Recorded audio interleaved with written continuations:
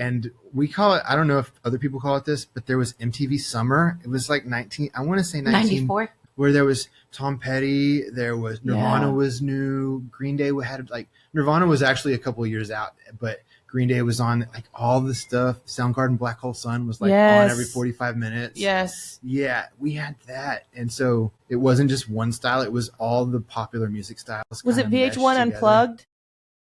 That was the thing too. MTV Unplugged was like a show where they but that whole MTV is a big part of why we had cohesive music, where we had these groups but we all knew all the music. Now it's like whatever you're into on the internet. I was watching there's a show that I watch on YouTube, and I cannot remember his name, but he's like a music producer and a musician, and he talks about stuff going on today, but he also talks about stuff that used to happen. And he was talking about the influence of CDs. He's like, have you ever noticed that nobody knows the names of anybody's bands anymore? And he's like, we used to know the names of all the bands that we loved. And it was because we had CDs, and we had the CD sleeve that mentioned who wrote everything and all that stuff. And I'm like, God, I never even thought about that. And we had that. And the generation before us was like, we had records. Yes.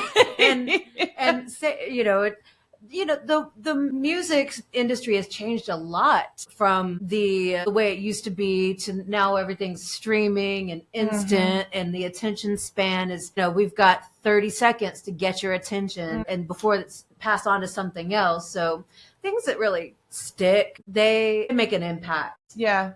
I feel like it's going to come back. I'm starting to see CDs getting released now. I buy CDs. Do you? I buy CDs and records. And records. And I could go on for like an hour about this, but I'm not going. I'm not going to. Go ahead. It's amazing because I can like also like right about the time I was getting into like starting to explore jazz, and Napster hit, and then we had paid streaming services, but it made it so that I could actually listen to every John Coltrane album or every Miles Davis album. I could hear that stuff, and I could have never afforded it. I mean, I was like 18 at the time. Sure. So streaming is amazing because I've been able to explore any kind of music I wanted to.